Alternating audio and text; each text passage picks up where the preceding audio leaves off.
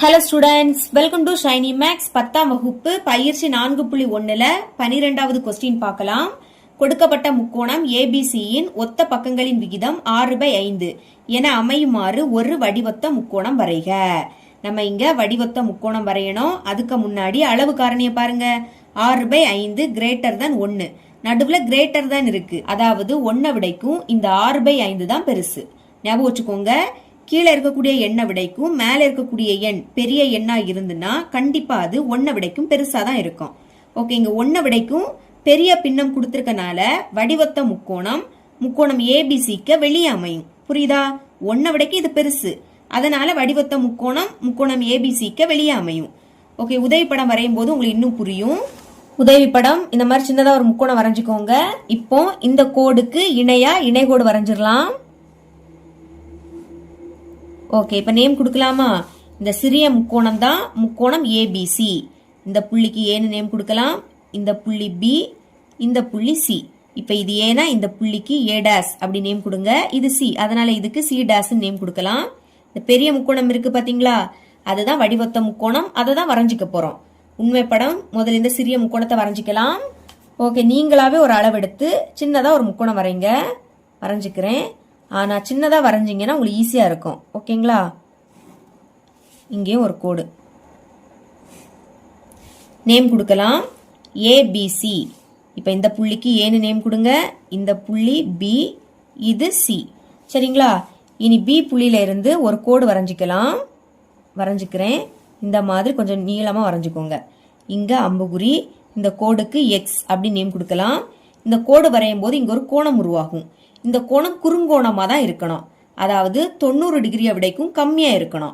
அந்த மாதிரி தான் நீங்க வரைஞ்சிக்கணும். கொஸ்டினை பாருங்க. 6/5 கொடுத்திருக்காங்க. இப்ப இதுல எது பெருசு? 6 தானே பெருசு. அப்ப இந்த கோடுல 6 வில் வெட்டிக்க போறோம். ஓகேங்களா? இப்ப காம்பஸோட முனையை பி புள்ளியில வச்சிட்டேன். இங்கே நீங்க தான் அளவெடுக்கணும். சரிங்களா? கொஞ்சம் சின்னதும் இல்லாம பெருசும் இல்லாம மீடியமா ஒரு அளவெடுத்து இந்த கோடுல வெட்டுறது மாதிரி இப்படி ஒரு வில். ஓகேங்களா? இனி இந்த அளவை மாத்தக்கூடாது. மாத்தாம இந்த கோடுல இந்த வில் வெட்டும் போது இங்க ஒரு புள்ளி உருவாகுது பாத்தீங்களா, அதுல வைத்து மறுபடியும் ஒரு வில். இந்த மாதிரி 6 வில் வெட்டணும். 1 2, அடுத்து 3 4 5 6 நேம் கொடுக்கலாம். இது பீனா இந்த புள்ளிக்கு B1 நேம் கொடுங்க. அடுத்த புள்ளி B2, இந்த புள்ளி B3, இது B4, இந்த புள்ளி B5, கடைசியா இந்த புள்ளி B6. இப்ப கீழே என்னது இருக்கு? 5 இருக்கு. அதனால B5 என்கிற இந்த புள்ளியையும் C புள்ளியையும் இணைத்து கோடு வரையலாம். B5ஐயும் C-ஐயும் இணைக்கணும். இணைச்சிருங்க. இணைச்சாச்சு. அடுத்து மேல இருக்கக்கூடிய எண் பெரிய எண். மேல இந்த மாதிரி பெரிய எண் இருந்துன்னா பிசி என்கிற இந்த கோடை இன்னும் கொஞ்சம் கூட நீட்டிக்கலாம். அதே மாதிரி ஏபி இந்த கோடை நீட்டிக்கலாம். இப்போ காம்பஸோட முனைய B5ல வச்சிட்டேன். இது கரெக்டா B4ல இருக்கு. இப்ப இதுல இது பாதி அளவு. நம்ம என்ன பண்ணணும்? பாதிக்கு மேல எடுக்கணும். மறக்க கூடாது. பாதிக்கு மேல எடுத்து இங்க ஒரு வில். ஓகேங்களா? இனி இந்த அளவை மாத்தாம B6லயும் வைத்து இன்னொரு வில். சரிங்களா? இப்போ இந்த கோண அளவை காம்பஸ்ல எடுக்கலாம். இங்க காம்பஸோட முனை, அங்க பென்சிலோட முனை. பாத்தீங்களா? கரெக்டா இருக்கு. நான் பெண்ணால வரைகிறேன், நீங்க பென்சிலால மட்டும்தான் வரைஞ்சிக்கணும். இந்த அளவை மாத்தக்கூடாது. மாத்தாம இந்த வில்லுல இந்த புள்ளியில வைத்து அதை வெட்டுறது மாதிரி ஒரு வில். இனி B6 என்கிற இந்த புள்ளியையும் இந்த 2 வில் வெட்டும் போது உருவாகக்கூடிய இந்த புள்ளியையும் இணைத்து கோடு வரையலாம். வரைஞ்சுக்கிறேன். ஓகேங்களா? இந்த மாதிரிதான் நீங்க வரையணும். அது இந்த கோடுல தொடணும்.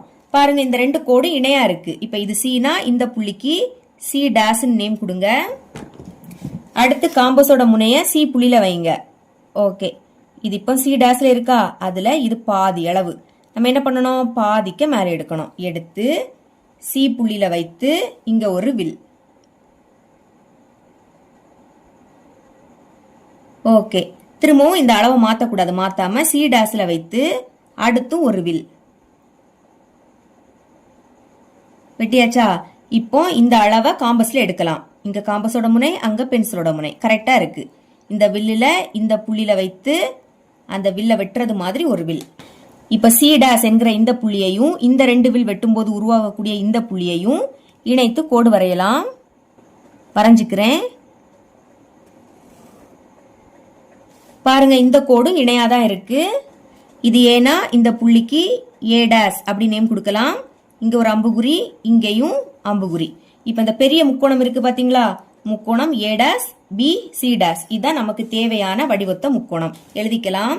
therefore முக்கோணம் A dash B C dash என்பது தேவையான வடிவொத்த முக்கோணம் ஆகும். இப்படி எழுதிக்கோங்க. இனி வரைமுறை பார்க்கலாம். வரைமுறை. ஃபர்ஸ்ட் ஒன், ஏதேனும் ஓர் அளவை கொண்டு முக்கோணம் ஏபிசி வரைந்தேன். இரண்டாவது, பிசி என்ற கோட்டு துண்டில் குறுங்கோணத்தை ஏற்படுத்துமாறு பிஎக்ஸ் என்ற கதிரை ஏ என்ற முனைப்புள்ளிக்கு எதிர் திசையில் வரைந்தேன்.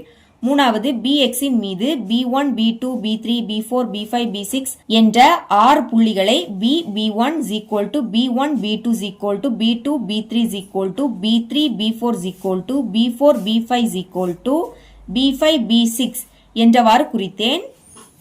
நான்காவது, B5ஐ புள்ளி C உடன் இணைத்தேன். B5 Cக்கு இணையாக B6 இலிருந்து வரையப்படும் கோடு BCஐ C டேஸில் சந்திக்கிறது. ஐந்தாவது, முக்கோணம் A dash B C dash ஆனது தேவையான வடிவொத்த முக்கோணம் ஆகும். இப்படி எழுதிக்கோங்க. இவ்வளவுதான் இந்த சம்.